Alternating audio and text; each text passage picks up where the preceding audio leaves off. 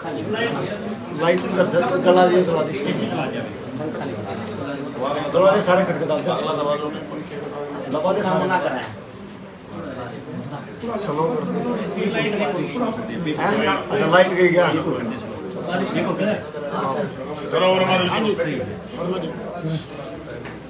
वैसे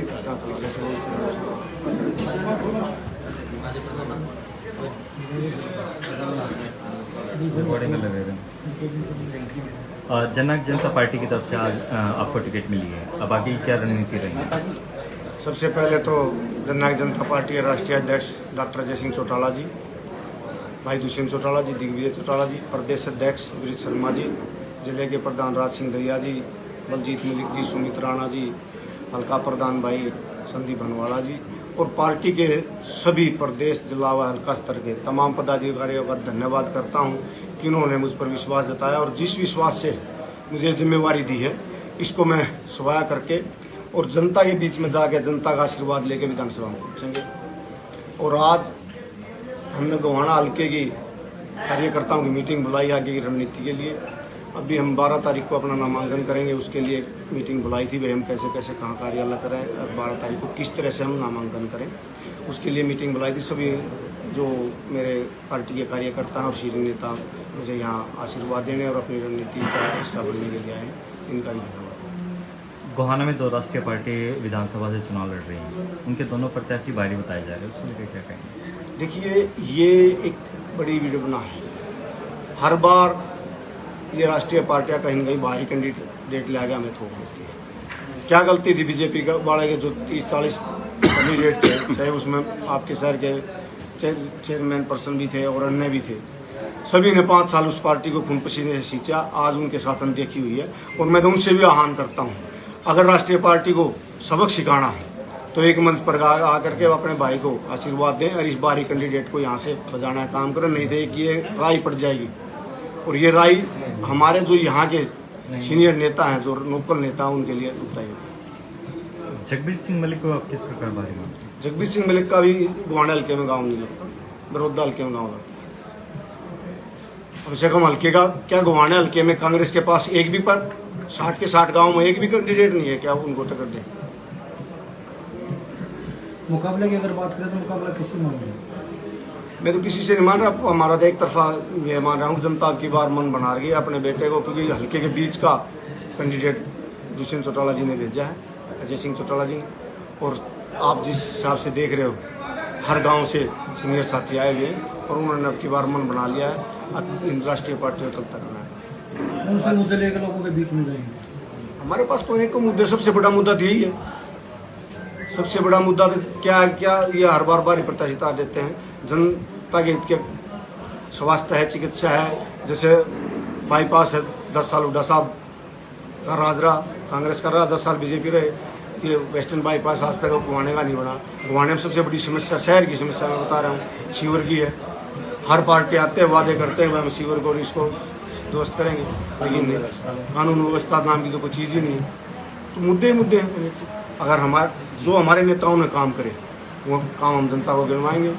चाहे बुढ़ापा पेंशन की बात थी, चाहे 75% रोजगार की युवाओं की बात थी, चाहे पंचायती राज में महिलाओं को 50% भागीदारी थी, कोटे में भागीदारी थी, ऐसे अनेकों काम हैं जो जगह ताऊ देवीलाल की नीतियों पर चलते हुए दुष्यंत चौटाला जी ने ताऊ देवीलाल की पार्टी ने करे। बैकवर्ड को भी पंचायती राज में हिस्सेदारी दी। तो ये सोच जैसे जगत ताऊ देवीलाल की सोच थी, उन्हीं के पच्चीनों पर चलते हुए वही सोच लेकर के आज दुष्यंत चौटाला जी आगे बढ़ रहे हैं और यही मुद्दे लेकर हम जनता। गोहाना के विकास की बात करी आपने, पिछले 4.5 साल दुष्यंत जी मुख्यमंत्री हैं। दुष्यंत जी के पास सिर्फ 10 नंबर थे और पूर्ण बहुमत की सरकार बनाने के 40 नंबर चाहिए। राष्ट्रीय पार्टी में जाकर के अगर आज हरियाणा प्रदेश में 3000 पेंशन है, किसी और राज्य में है पूरे भारत में, युवाओं के लिए कानून बनाने, ये कोटे बनाए, ये चीज़ें ये दुष्यंत की तो देन है। उसमें लड़के करा, अगर किसान के खाते में 24 घंटे में फसल का पैसा जाता था तो दुष्यंत की देन थी। अभी आपने लोकसभा से पहले दुष्यंत जी ने सरकार से समर्थन वापस ले लिया। अब की बार किसानों का क्या हाल होगा? मंडी में 4-4 दिन 5-5 दिन एक हफ्ता रहे और कम से कम भी 10 दिन 15-15 दिन के बाद भी पैसे नहीं आए। तो दुष्यंत की सोचती। आपने पेंशन का जिक्र किया जी, दुष्यंत ने तो जब चुनाव 2019 वाला था 5100 पेंशन करने की बात कही थी, लेकिन वो 2-3 हज़ार रुपये बिल्कुल दुष्यंत जी ने 5100 रुपये का वादा किया था, और जो इस सरकार के साथ अलाइंस किया था उसमें एक मिनिमम प्रोग्राम के तहत 5100 रुपये के हिसाब से उन्होंने सरकार को समर्थन दिया था। 5100 रुपये पेंशन होनी चाहिए, 75% रोजगार का कानून लाना के लिए, ये 4-5 मिनिमम प्रोग्राम लेकर के दुष्यंत चौटाला जी ने सरकार में साझेदारी करी थी। लेकिन बीजेपी सरकार नहीं चाहती थी कि दुष्यंत के इस वादे को पूरा करे। उन्होंने तो लोकसभा के चुनाव में भी उन्होंने ये कहा था, हरियाणा प्रदेश के बुजुर्गों की 5100 रुपये पेंशन कर दो, मैं आपका साथ दूंगा, मुझे बेसिक एक सीट भी लोकसभा में। लेकिन फिर भी बीजेपी सरकार मुड़ नहीं, तो उन्होंने अपना समर्थन वापस लिया। और मीटिंग ली गई है, किस तरह का दोस्त देखने को मिलेगा? आज मेरे गोहाना हल्के की जो कार्यकर्ता मीटिंग थी, आप लोग खुद कवर कर रहे थे, हर गांव से वर्कर साथी आए हुए थे कि एक शॉर्ट टाइम पे हमने मैसेज कराया था। अभी हमारे सारे साथी हम प्रॉपर मैसेज भी नहीं दे पाए, सारे साथी नहीं पहुंच पाए, लेकिन फिर भी पूरे जोश के साथ आप देखे वो पूरा पंडाल भरा हुआ था। सभी साथियों में जोश है और जोश से चुनाव। ठीक जी आप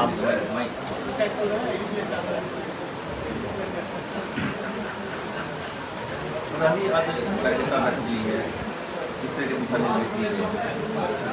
कार्यकर्ताओं की मीटिंग थी 12 तारीख को। कुलदीप जी फार्म भरेंगे, उस संदर्भ में बात की है। बाकी दिशा निर्देश जो ऊपर से आए थे वो दिशा निर्देश पार्टी के वर्करों को दिए हैं, और बहुत अच्छी मीटिंग हुई है। हर गांव से हमारे साथी आए हुए हैं, और पूरे जोश और जुनून के साथ हम इलेक्शन लड़ेंगे और इस चीज़ को निकालेंगे। तो अभी जो लिस्ट टूटी हुई है वो कब तक आ जाएगी? क्योंकि घोड़ा की टिकट आई है, बाकी बची हुई है, सभी पार्टियों की आ रही हैं, हमारी भी आ जाएगी। हमारी पहली लिस्ट आई है, दूसरी भी आ जाएगी, आजकल में आ जाएगी दूसरी भी। तो सभी का ये याद है, धीरे धीरे करके